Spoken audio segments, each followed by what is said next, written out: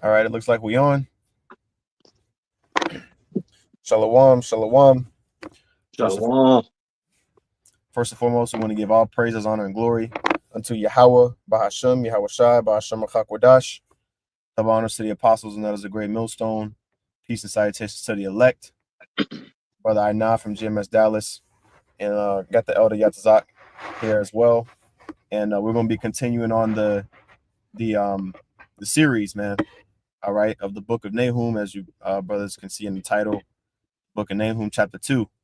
And pretty much this is this whole chapter, okay, I'm sorry, excuse me, this whole book, which is 3 chapters long, is basically a condemnation session, okay, for the Assyrian Empire, chiefly its key city, okay, which was Nineveh. That was like the world power at that time. And what we're doing by going into this these prophecies in this book is we're drawing the correlations with today's world power, okay, which is Babylon the Great, okay, America. All right. So if you, without further ado, Zaquan, if you didn't have any other points, I'm gonna get the commentary real quick, and then we can go into to the verses. Well, I just want to say Nineveh is spiritually known as Babylon the Great. Just like Revelations 11:8, it tells you that Babylon is spiritually Sodom and Egypt. So the spirit of these kingdoms and the spirit of these empires are refreshed in this time that we in. So keep in mind, Nineveh was prophesied to go down, and it did. You see, even with Nineveh being likened to Babylon, you see, the whole situation where it was supposed to end in 2000, but it ended later. When you hear about Nineveh, what Jonah prophesied when Nineveh was gonna go down, it didn't go down at the exact time, but it still went down. So keep that in mind. That just because an empire is flourishing, don't mean that it ain't gonna go down. And the prophets are the ones that the Lord put the spirit on to tell them so. You got it. Yep. I'm gonna start off real quick with this precept um in Jeremiah chapter 28 and verse 8. Okay, it says, the prophets that have been before me and before thee of old prophesied both against many countries and against great kingdoms, of war and of evil and of pestilence. And basically, at the time, And of pestilence. I don't know. Okay. Yeah, basically at the time it was perceived that the Assyrians were like invincible, you know. Um and it's the same thing here for the people that's in the flesh, that's looking at the strength of America, Babylon the Great. There's lots of people that think that this place can't fall. Okay, but when all the other great empires fell throughout the course of history, what makes Babylon the Great different to the point where it's indestructible? Okay, it's gonna get touched, man, just like all the other kingdoms got touched. All right, and so I just wanted to get that real quick. Sure, I still got you. Okay, cool. All right, so let me get a little bit of the commentary, and then we'll jump into Nahum chapter 2. All right, so this is the Bridgeway Bible commentary. It says, most of the short book of Nahum is concerned with the coming judgment of Assyria. Okay, And basically, I don't know what's going on. I'm hearing like, that's me. That's me. That's my fault. okay, I just want to make sure. Yeah, I got the laptop playing the lesson too, Okay, and the volume. Yeah, it was a volume doing this thing, but now we good. Now I just muted it. okay, the water. Okay, cool. So I think it's the wrong tab. Hold on. Let me I think it was this tab. Yeah. All right. It says Nahum, the book of Nahum is concerned with the coming judgment of Assyria, and particularly with the destruction of its capital, Nineveh. Okay. So we know that Nineveh is the capital of the Assyrian Empire. Okay. It says or was the capital. The Assyrians have been cruel enemies of Israel and Judah, but Nahum saw that the day of judgment was a judgment for them was now approaching. Okay. And so at this point, and it's going to go into it, we're going to read these next two paragraphs before we get into the lesson, because it sets the tone, right? Because basically Assyria was, you know, they have been around, you know what I'm saying, for a good period of time. Okay, but every empire has this set amount of time that is gonna rule, and is gonna, you know, eventually fall, right? I believe that's in Job. Where's that, in Job 14, where it talks about the Lord set the bounds where he cannot pass. Let me pull that real quick. 1 second. You know, of course, typo. I believe that's Job. Yeah, Job 14, and this is talking about Esau chiefly. Um, you know, he's the wicked, the seed of the serpent, right? But really, all of these heathenistic empires, they all have their set time, okay, until Yahushua sets up his kingdom. All right, but it says Job 14:5. It says, seeing his days are determined, and the number of his months are with thee, thou hast appointed his bounds that he cannot pass. Excuse me. Okay. And so again, this is pretty much letting you know that every mortal kingdom, okay, all the kingdoms of this earth, of this world, they have a finite amount of time to rule. Okay, and when you look at history, you can see how long, you know, the Assyrian Empire, Babylonian, Medo-Persian Empire, Grecian Empire, Roman Empire. You can see how long they ruled. You can see when they were growing in power, when they became the chief power, and then you can see when they fell out of power. Okay, and so that's pretty much the same rule of thumb with all of these nations, all of these empires that have had rule in this earth. Okay, so going back to this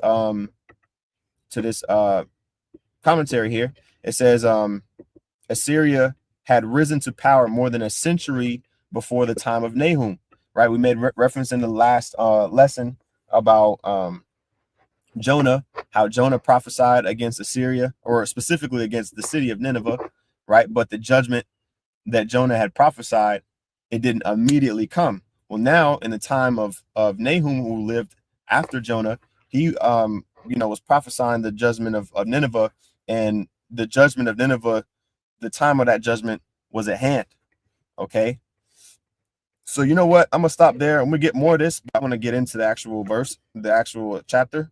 So I'm gonna read a couple verses here, and make sure my screen's still showing. Okay. All right. So this is Nahum chapter 2 and verse 1, and this is off the tail of the last chapter. Same topic. Okay. Nineveh being judged. Okay. It says Nahum chapter 2 verse 1. He that dasheth in pieces is come up before thy face. Okay. Now, who's the one that dasheth in pieces? At that time, it was talking about the Assyrians. Okay, the ones that's dashing us in pieces in these times is Esau. Okay, we're going to be drawing the parallels between this whole lesson. Okay, because even Yahushua said the kingdom of heaven suffereth violence. I'm gonna just get the precepts as they come to mind, so I don't forget. It says, and the violent take it by force, right? Yahushua was talking about Esau at that time during the Roman Empire, which this is why it's so important, man. I'm gonna try not to go too fast, but this is why it's very important to know the history.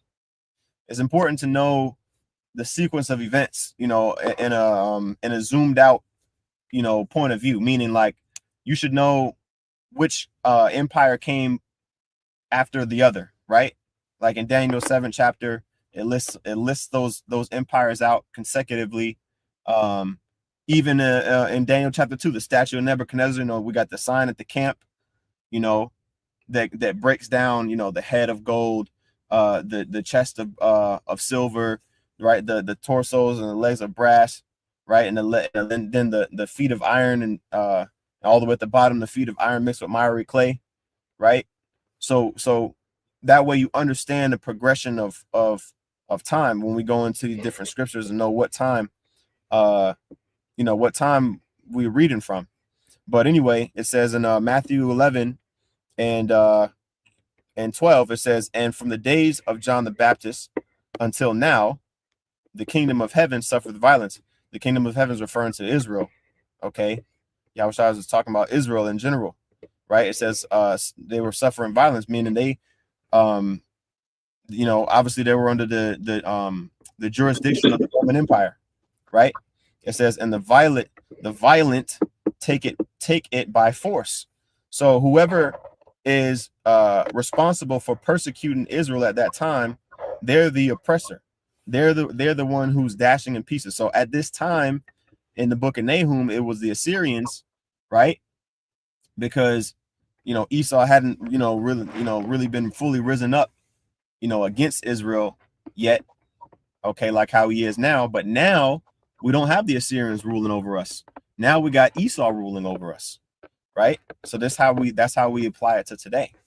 Okay. And what people fail to realize, what people fail to realize is, like you saying, going into the history and how important it is. Well, also that history ties into reincarnation. That's why the scriptures say that there's nothing new under the sun. Matter of fact, get that nothing new under the sun in the NLT. Okay. Because we go back into the history to see what Israel was going through, to the point to where they called on the Lord to come deliver us. He would always do it, but then we will go out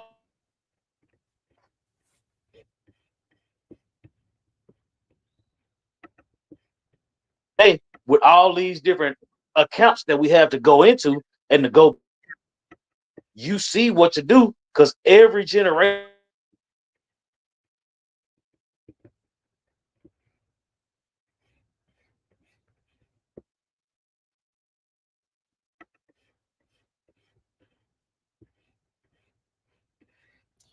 Looks like it froze.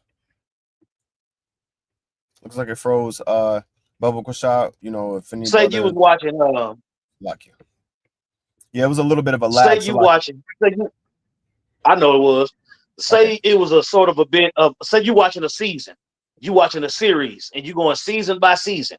Each captivity that Israel went into, liken it to a season. You watching them go into captivity. You watching them get delivered out of captivity. That's the season. And it keeps happening over and over and over again. You got it. That's right. That's right. So this is the scripture you asked for in Ecclesiastes chapter 1, verse 9 in the NLT. It says, history merely repeats itself. Right? History merely repeats itself. What's being repeated? Israel going off, Israel getting their ass whooped, Israel praying to the Heavenly Father, Israel being delivered. You got it. That's right. Right. It says, it has all been done before. Nothing under the sun is truly new. Nothing under the sun is truly new, right? Under the sun is where judgment takes place. Because the only time your spirit and your body is together is under the sun, when you're on the earth. You see? So you got to have that understanding. You got it. That's right. It says, sometimes people say, here is something new, but actually it is old. Nothing is ever truly new. We tell people that all the time. You know what I'm saying? You got the Genesis dudes. They thinking that since it happened in the book of Jeremiah that it can't happen now. That's inaccurate. See, you talking about something that's happened already, that's happening now. That's scheduled to happen again. You see? And that's what's going on. So you have to understand history and reincarnation and all these things. That's why we liken in Nineveh to Babylon the Great. Because Nineveh was built up so it could be torn down. All those kingdoms, right? In the book of Daniel, it tell you about the kingdoms. It gives a starting point and an ending point for all of them. That's right. You got it. That's right. All right. So we're going to go back here to this Nahum chapter 2. All right. In verse 1, it says in the middle, or I'll start from the top. It says, he that dasheth in pieces is come up before thy face. All right. Keep the munition, watch the way, and make thy loins strong. Fortify thy power mightily. Right. Because ultimately, the Lord set up, one thing we got to understand as well is that the Lord set it up. The Lord set up Esau to put hell on Jake. All right. Just like how he set up the Assyrians to put hell, on Israel at this time. Okay. I had a scripture, a precept, kind of going into this. in Jeremiah, right, where it talks about the Babylonian, empire, which came right after the Assyrians, right? How it says here in Jeremiah 25:9, behold, I will send and take all the families of the north, saith Yahweh Bashem Yahushai, and Nebuchadnezzar, the king of Babylon, my servant, and will bring them against this land. You see? So the fact that the Assyrians, right, going back to Nahum, the fact that the Assyrians were even put in the position to dash in pieces and put in a position to approach the borders of Israel and ultimately take over the northern kingdom, right? Ultimately, they took them out. They took them out of there, right? And I was able to find this extended version, or the full version, I should say, of the timeline that we went into last when we did chapter 1, right? And you can see where we're at, right? You can see where we're at in prophecy with ultimately the Assyrian Empire, right? The age, as you can see, the kings of Assyria down here in the yellow, okay? The Assyrian Empire, right? You can see that here, the Assyrian Empire. And all the way up until, I want to say, Shalmaneser the fifth, I believe he was the one that specifically the one that was like responsible for carrying away Israel, the northern kingdom, into Assyria, right? And then you have Sennacherib. He was the one, right? Which, I mean, it don't let me zoom in too much, but Sennacherib was the one that was pushing the envelope against the southern kingdom, right? But you can see how long that they was in power before this took place. Shalmaneser the fourth. It names these different in the yellow, down here by my cursor. It names the different kings of Assyria that basically fought against Israel, and Lord willing, I'll put the link in the description, so that way brothers can get this timeline here, But anyway, I just wanted to show that, right? So you have ultimately Sennacherib. He was pushing the envelope, trying to get the southern kingdom out of there too. Okay, and so let's go back, right? Let's go back to Nahum 2 and 2. It says, "For the Lord Yahweh Bashem Yahushai hath turned away the excellency of Jacob as the excellency of Israel." Right. So again, and as soon as I finish this verse, I'm gonna go back to the commentary, because you kind of got to set the stage in order to understand everything that was going on historically. But it says how the Lord turned away the excellency of Jacob, like how he did the excellency of Israel. Again, referring back to this, let me X out of this, referring back to this timeline. All right, the excellency of Israel was the northern kingdom, okay, the northern tribes, right? As you can see here where my cursor is, after King Solomon, the kingdom split into the kingdom of Israel and the kingdom of Judah, right? So just like how the northern kingdom was taken away captive, all right, by the Assyrians was trying to do the same thing with the southern kingdom. Now the Lord was with Hezekiah, right, to be able to overcome this, right? Which that's really kind of a whole separate lesson in itself. All right, getting into that full history. I know we tried to do it last time, but really, this commentary actually gives you all of the chapters you should read, because it's really like an in-depth story. But let me finish verse 2 real quick.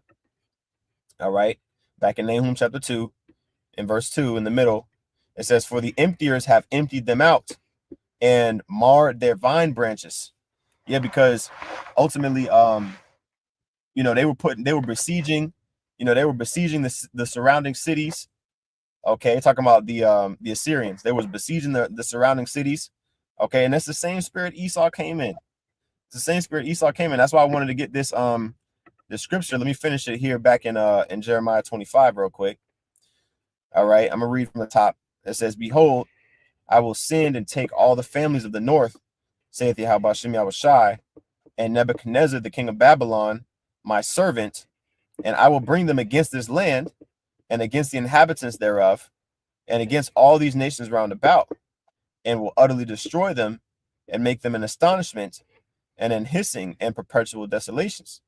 You see? So this is obviously Jeremiah. We know Jeremiah prophesied during the ushering in of the Babylonian Empire, basically taking out the southern kingdom, because that was all that was left by the time Jeremiah was on the scene.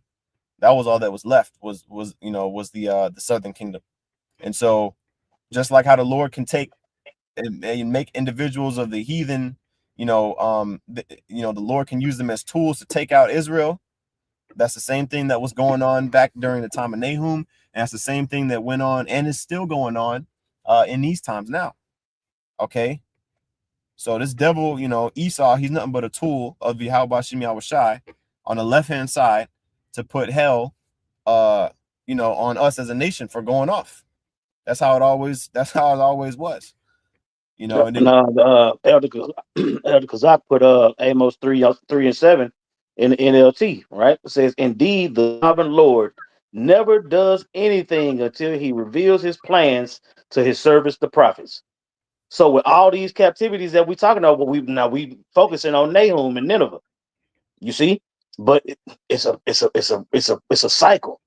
You see, every single time we went into captivity, I would say every single time we went into captivity, we prayed to the Heavenly Father to deliver us, and He did. This is what's happening.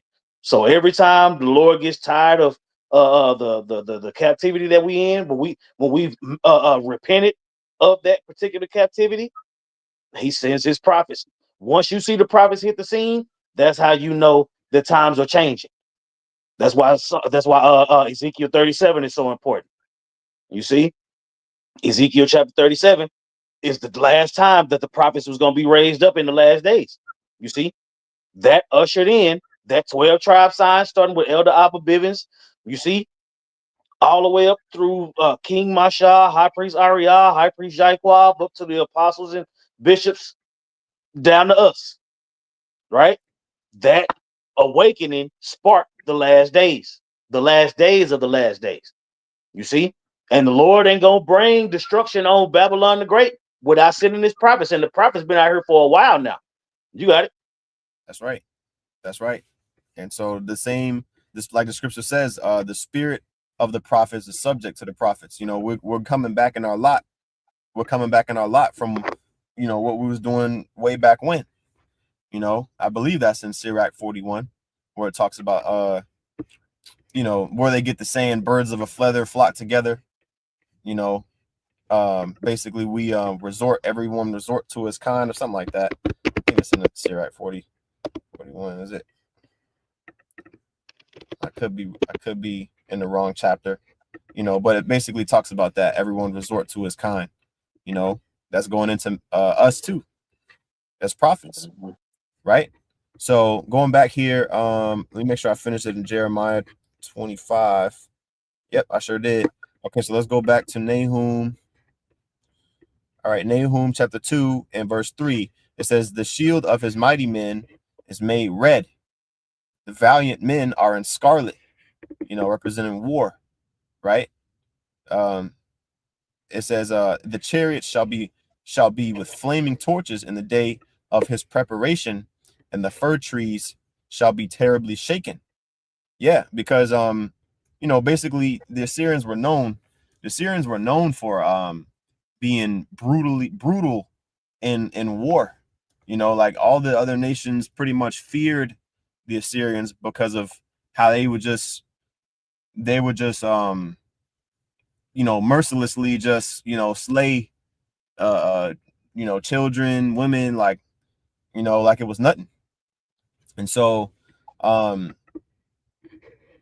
me see here, and it talks about that, right? The emptiers have emptied them out, talking about basically the Assyrians at this particular time. Okay, the emptiers, which was the Assyrians, they were responsible for all this destruction that was going on at that time, and now we got Esau that's responsible. Okay, and he's been way more wicked than any Assyrian could ever be. Okay, But this painting the picture. It says the chariot shall rage in the streets. Okay, that should paint the picture of, in these times, what's gonna happen. Martial law. You know, you go outside and you look around in downtown and you see, Edomites walking their dogs and little kids going to get ice cream. Okay, well, rewind to 5 years ago.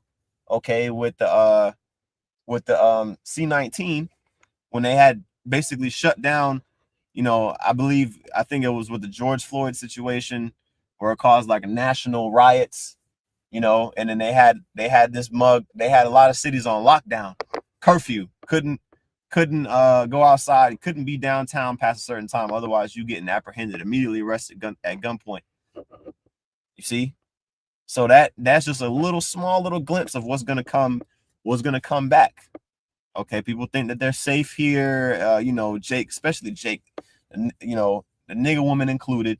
I hate to bring her up, but everybody, men and women, but we're talking about our people specifically, Latinos, Native Americans, so-called Negroes. They're comfortable here. Okay, but it's finna get real. Okay, it says Nahum 2:4, the chariot shall rage in the streets. They shall jostle one against another in the broad ways. They shall seem like torches. They shall run like the lightnings. Yeah, so this is basically, again, all the chaos that's finna go down. And it reminds me of Isaiah the 19th chapter. I'm gonna actually hold that on deck. I'm not gonna fully go into it, but I'm gonna hold it on deck real quick because it also talks about the downfall of Egypt. Right, that's just like Romans 9 say, for this purpose have I raised thee up. You see, the Lord raises these kingdoms up so he can show his power. You see, and he showed the earth time and time again with nothing new being under the sun. He showed time and time again that he's going to deliver his people when they call. You see, and this just happens to be we in the last captivity based on the prophecies. You see, all these other groups that's talking about Israel having to fight Esau all over again after 1,000 years and all this, their timeline is off because the Lord didn't share his secrets with them. You see, this is the last captivity. That one time Esau was going to raise back up already happened. You living in it now. So it ain't going to be another, according to the prophecy. You see, prophets prophesied. Higher. You see, 2/3 of the nation of Israel is being led. You got it. That's right. Okay. I'm gonna just hold this on deck as I continue on here. You know what? Let me see. Let me try to get through the rest of this commentary real quick. This is back in the Bridgeway commentary. All right. It says from its base in Mesopotamia, it established an empire that soon began to spread over nations of the Palestine region. It conquered Syria in 732 BC and Israel in 722 BC. So 10 years after it conquered Syria, the northern part of the divided Israelite kingdom was conquered, which corresponds with the map. I keep saying map, but the timeline, right? Because if you look down here, I'm gonna zoom in a little bit, right? Again, this bottom part of this timeline, it basically shows the names of the kings, right? And then so before you had really the Assyrian Empire really in power, and as far as the world power, you had Syria, which is the kingdom of Aram, right? Two different nations, Syria and Assyria, two different nations. And so, but the Syrians, or the Aramites, were actually taken out by the Assyrians. Okay, and shortly afterwards, the northern kingdom, or the kingdom of Israel, was taken out of there. You see, taken out of the way by the Assyrians. So these guys, they wasn't playing, they wasn't coming to play patty cake. All right, and then it gives you the it says taking the people of both nations into captivity, right? And it goes into the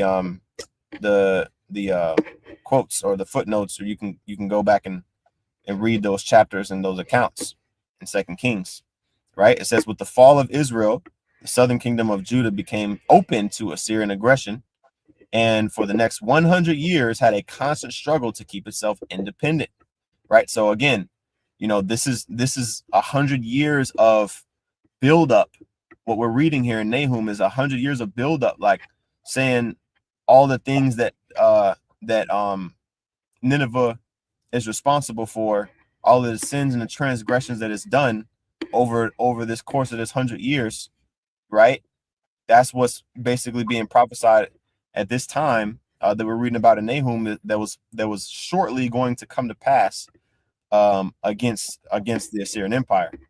So it says, at times Judah was under the power of Assyria and had to pay heavy taxes, and at other times it managed to reassert its independence, but it was always in a state of tension, or if not conflict, okay, with Assyria. And then it quotes all of these different accounts: 2 Kings 16, 2 Kings 18, 19, right?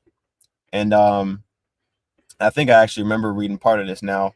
I'm going back over it. But let me see here. I think I'm gonna stop there. I'm gonna stop there. Oh, you know what? I'm gonna read this last one. I'm gonna read this last paragraph right here. All right, it says, with Assyria weakening and Babylon growing stronger, Nahum foresaw what the people of Judah had desperately wanted for more than a century, the end of Assyrian power. It kind of reminds me of the dynamic of the Grecian Empire and then the Roman Empire, like basically towards the downfall. I'm not saying that it's the same thing, but just kind of reminds me of like how two major powers went to war with each other, and we saw the transition of power go from the Grecian Empire to the Roman Empire. So that's eventually what happened, because the Babylonians ended up ruling after the Assyrians, right? And so this is the going into the downfall of Assyria, right? It says, he shall recount his worthies, back in Nahum 2 and 5. They shall stumble in their walk. They shall they shall make haste to the wall thereof, and the defense shall be prepared. The gates of the rivers shall be opened, and the palace shall be dissolved. Yeah, so these these nations, man, or specifically we're talking about Nineveh, right? The Babylonian, or excuse me, the Assyrian Empire, they were slated for destruction. Okay, they were slated for destruction, man. Okay, and then we're not gonna go into the account because that would take up a lot of time, a lot more time. But when you read in what is that, Second Kings, I want to say chapter 19. I know Isaiah 36 goes into it, and I believe 37 goes into it, right in that area of how the armies of the Assyrians were utterly destroyed by the angel of the Lord. After that big back and forth, ultimately the Assyrian Empire was hugely weakened, all right, by the angel of Yahweh Bashim Yahushai. Okay, tens of thousands of soldiers were killed. Okay, of the Assyrian army, they were killed in one night. That was the Lord delivering Israel. Okay, and so it says, and Huzab shall be led away captive; she shall be brought up, and her maids shall lead her as with the voice of doves. Let's get Huzab real quick. See, it says Strong's H35, sorry, excuse me, 5324, Natazab. Sounds familiar. It says to stand, to take one stand. Okay. It looked like it might have been I'm looking for where it actually is mentioned. Where it's actually mentioned as a city. Let's check Nahum 2 and 7. Okay. It says Hatazab. Okay. It says let's see, perhaps a proper name or epithet of a queen. Okay. Doesn't give much detail from what I'm seeing. It doesn't give much detail other than that. You know, I was expecting it to give more detail. Um like as far as the history, maybe if that was like a city, but it seems like that was a proper name of a person. Um, but it could have been a place as well in in uh in the Assyrian Empire. All right, it says she shall be brought up, and her maid shall lead her as with the voice of doves, tabering upon their breasts. But Nineveh is of old like a pool of water, yet they shall flee away. Stand, stand, shall they cry, but none shall look back. Because basically, man, these just like where it talks about in Revelation, the 18th chapter, about how when Babylon the Great is taken down, all the merchants, they're gonna be, they're gonna be weeping, but they're gonna have no choice but to forsake. They're gonna have no choice but to abandon their investments in Israel. I'm sorry, their investments in Babylon the Great, right? And so same thing with Nineveh. Nineveh, obviously was a power, and you could say that it had different pacts with other, you know, other nations. Okay. But when Nineveh was taken out of power, all of those pacts that they had with other nations, they they turned their backs. They turned their backs on the Assyrian Empire. You see, they go with the nations, the little smaller nations. They go with whoever's in the power seat, so that they don't get destroyed. You see, so and that was actually what I wanted to get, a sentiment that I wanted to get in Isaiah 19, right? When it talks about the burden of Egypt and basically it being destroyed. All right, um, I'm gonna get this. I'm gonna just read this one verse, Isaiah 19:3. It says, "And the spirit of Egypt shall fail in the midst thereof, and I will destroy the counsel thereof, and they shall seek to the idols and to the charmers and to them that have familiar spirits and to the wizards." And we bring this out all the time going into this place, Babylon the Great, because this place is known spiritually as Sodom and Egypt. Okay, well, another precept we can bring out on the same sentiment is Nahum, the second chapter, right? Because it goes into something, a place that was at one point a world power. Okay, that was proud, built up, and ultimately ended up falling, man, by the hands of Yahweh Shem Yahushai. Okay, and so you can read more about this, but we're gonna go back here. Okay, it says, "But Nineveh is of old like a pool of water." I wonder what this says in the NLT. Let's see. Okay, here we go.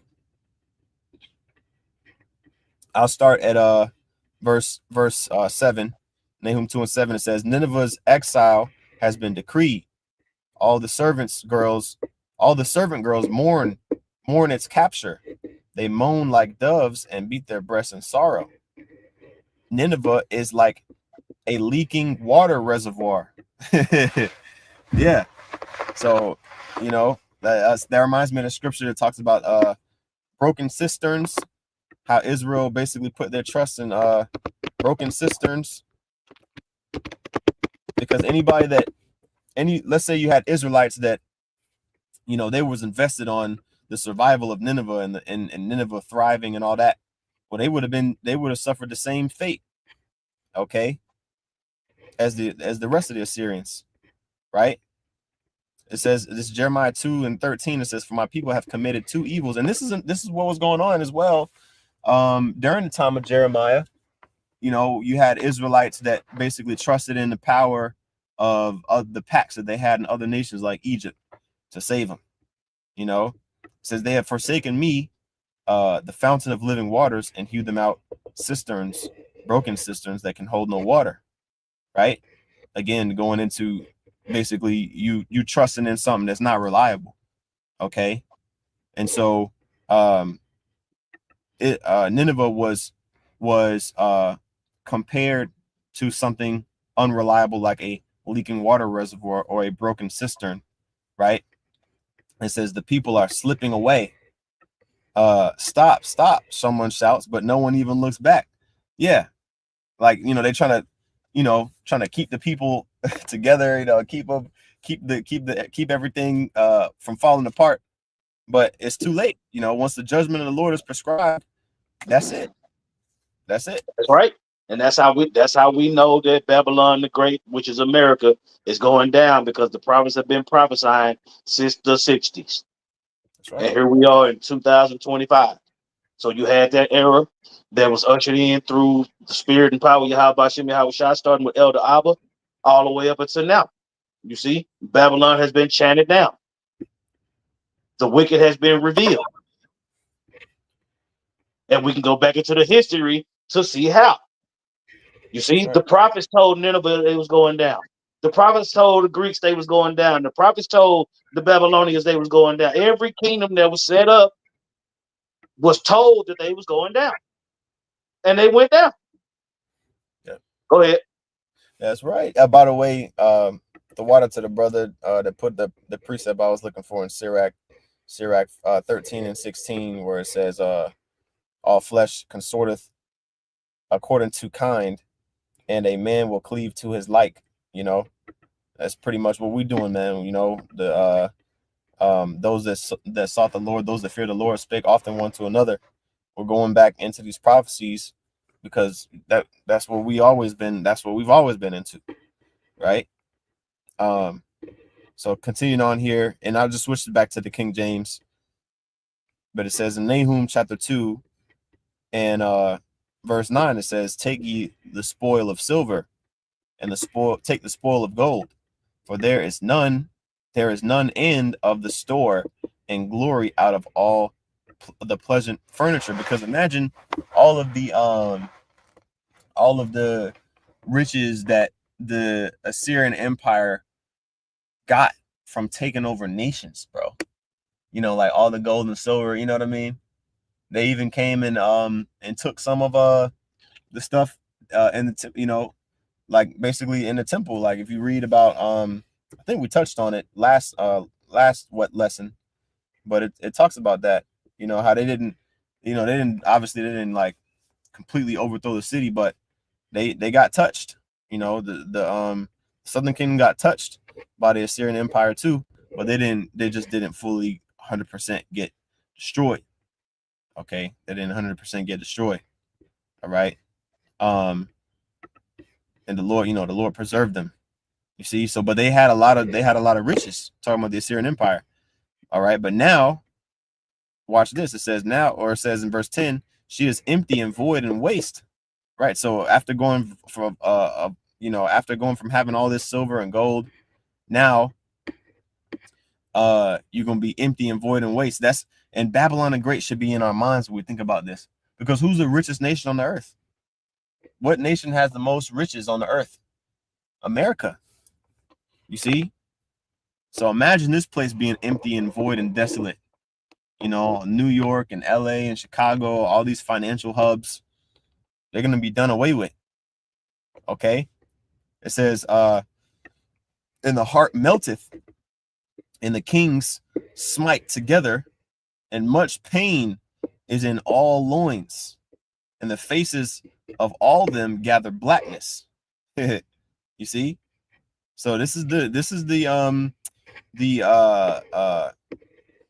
judgment prescribed, okay, to Nineveh that came to pass. Okay, and you don't think the same thing gonna happen to Babylon the Great? Man, it's gonna be even worse. You see, Esau been on our neck. He been having his foot on our neck for centuries. I'll say let's get Romans 9 real quick. We're liking Esau to the new Pharaoh. Yeah, that seemed like that. We need to bring that out. I got you. One Only got a couple more verses in that Nahum. All right, this is Romans chapter 9, and I'll start at verse 17. Right? It says, "For the scripture saith unto Pharaoh, even for this same purpose have I raised thee up, that I might show my power in thee, and that my name might be declared throughout all the earth." Right? So that happened under the sun ages ago. So now it's happening again with Esau in the starting role. Yep. You see? Because if you read up in the chapter, which we don't have to do, it goes into Jacob and Esau. And then right after it goes into Jacob and Esau, it goes into Esau being the new, like into Pharaoh. Mm-hmm. You see? So this is another empire that was prophesied to have the fatness of the earth, right? Esau was promised the fatness of the earth, but it was temporary pursuant to Genesis chapter 27. Jacob's blessing is forever. Esau's is temporary. So we at the end of his rulership. Just like in Revelation 20. It talks about that daily wound being healed and the Renaissance, and it goes into all that. We living in that time now. Esau ain't rising up again after this. You see? You got it? He's already been loose for his little season. Right. This is his little season, right? This is his part 2 is over. He had his part 1, Grecian and the Romans. Now this is his part 2. He's been out of the jail cell, all right, so to speak. He's been in the power seat for way too long. He needs to go. He needs to have his ass back in captivity. That's right. Any Jake that is not with that, you want Esau to rule over you. Then you're scared of being in the kingdom. You're scared of righteousness, and you want wickedness to rule. Yeah, and that's why the Lord go kill you and start you over.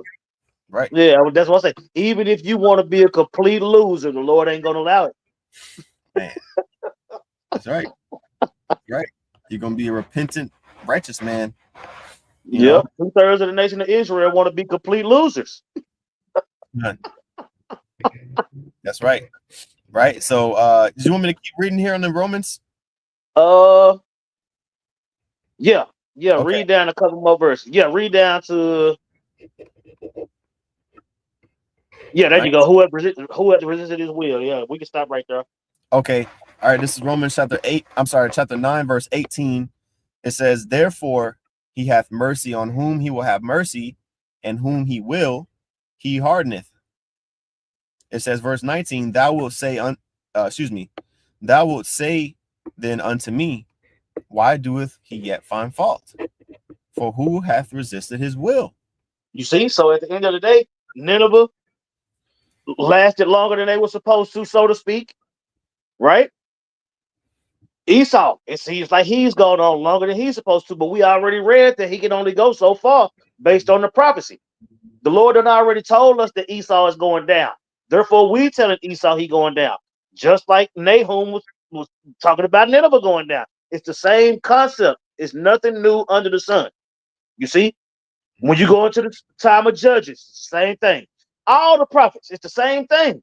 The prophets was given a vision of what was going to happen.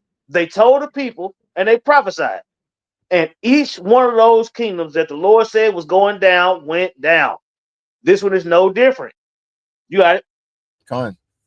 That's right. All right. So let's go back here to Nahum. Well, the Lord even told Israel was going down. Yep. The prophets was telling Israel they was going down. Yep. What are we doing here? You got it. Right. I'm gonna read the second half of Nahum chapter 2, verse 10. Again, it says, "And the heart melteth, and the knees smite together." Knees knocking. You weak. Your legs shaking. That means you ain't got no more no more will to fight. Okay, that's how these great nations that everybody feared, all right, eventually they're slated to become nothing.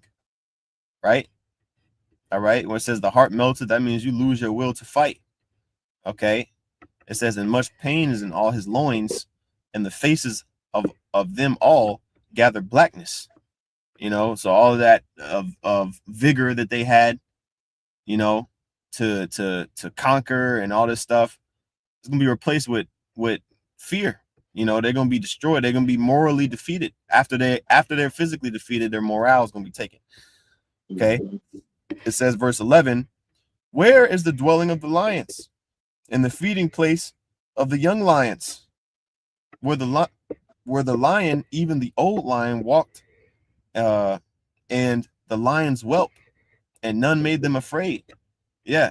You know, this reminds me of Isaiah, where it talks about, is this he that caused all the nations to tremble? You know, and that's talking about Babylon the Great, right? When you know, these mighty nations that everybody feared and revered are torn down, nobody, you know, like when it happened in Egypt with the Exodus, you know, all the other nations, they got shook. They're like, oh snap, you know, Egypt, that was the strongest nation, and the Lord Yahweh delivered the Israelites from the strongest nation of the earth. So that fear of Yahweh Bashim Yahushua is going to come back in the earth when he does this again. Okay. Right. And it says, verse 12, the lion did tear in pieces enough for his whelps, you know, meaning, and this line is talking about, the, as it said, I'll use the term that was in the beginning of the video, beginning of the chapter, the, he that dasheth in pieces. That's, you know, that's the, that's basically the, at that time, you know, the Assyrians, and in these times, Esau. Okay. Like it says, the treacherous dealer dealeth treacherously. You know, Esau is the treacherous dealer in these times. All right. During the time of Isaiah, it was the Babylonians, right? But it says, the lion did tear in pieces enough for his whelps. You know, the Assyrians, they was running through the nations. They were powerful, right? It says, and strangled for his lionesses. Yeah, the Assyrian chicks, you know, they was eaten off of the, you know, successful military campaigns of the Assyrians, right? It says, and filled his holes with prey and his dens with ravin. Okay. Right, You so know, the Lord built them up. I would say the Lord built them up to show his power. that's right. You see, but it says here, it says in verse 13, behold, I am against thee, saith the Yahweh Bashim El Shai of hosts, I will burn her chariots in the smoke, and the sword shall devour thy young lions, and I will cut off thy prey from the earth, and the voice of thy messengers shall no more be heard. Yeah, because when every predator they needs prey, so when you cut off the food supply, right, and you take away a lion's ability to hunt, it's gonna starve to death, right? So the Lord was saying, look, you know, all of the growth that you Assyrians are experiencing, all the like success that they had, you know, up until that point, that was, you know, it met its maximum point. Okay, just like Babylon the Great. Revelation 18, I mentioned it twice. I'm gonna get it right real quick. Okay, just to draw the parallels. Oh, I got an NLT still. Well, you know what, might be good NLT. Let's see. Yeah, here we go, right here. Revelation 18 and 5. All right, it says, for her sins are piled as high as heaven, and Yahweh Bashim Yahushai remembers her evil deeds. You see that?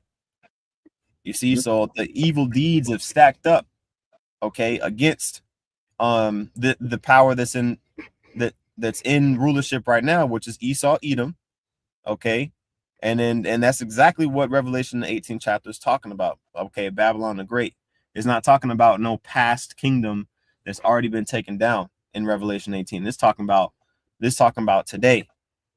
Okay, do unto her, verse 6, do unto her as she has done to others, double her penalty for all her evil deeds. She brewed a cup of terror for others, so brew twice as much for her. See, so all the hell that Esau Edom has put on Israelites, okay, since he's been in power, all right, and And we ain't gonna start at 1492. We talking about going back during the time of the Babylonian Empire, even before then. I'm thinking about Psalms 130, 137. Mhm. Race it, even to the foundation thereof. That was Esau up in there, cheering on and helping the Babylonians take over Jerusalem. So yeah, Esau got a lot to pay for. And just like how the Assyrians, you don't hear about the Assyrian Empire no more. It's gonna be a point where the American Empire is like a legend. Like it's gonna be like a thing of like, it's just gonna be a thought. But it's the reality that we're in now. It's not gonna exist. All this shit is gonna be taken away. That's This right. language, everything. So, that was the end of the verse. Let's see. I think we got the precepts on the comment board. That was actually, that was the end of the verse right there. I think that was pretty much everything, Zaquan, unless you had something that you want to go Nah, into. the point was made. Unless you want to pull something from the comment board. Yeah, I'm looking here. Let me see. Amos. Okay, good. Oh yeah. Okay, Isaiah 10. Well, let me actually okay, good. All right. The priest Kazak from Mississippi put Isaiah 10 and 12. It says, "Wherefore it shall come to pass that when Yahweh Shem Yahushai hath performed his whole work upon Mount Zion and on Jerusalem, I will punish the fruit of the stout heart of the king of Assyria and the glory of his high looks." You see? So, hey man, none of these nations are gonna get away. And the Lord is he's going to glorify his men. That's what Esau doesn't want. That's why he wants to just eradicate us. He just wants to get us out of the way because the top level elites, they know, man. They know about the history of Israel. They know who the real Israelites are.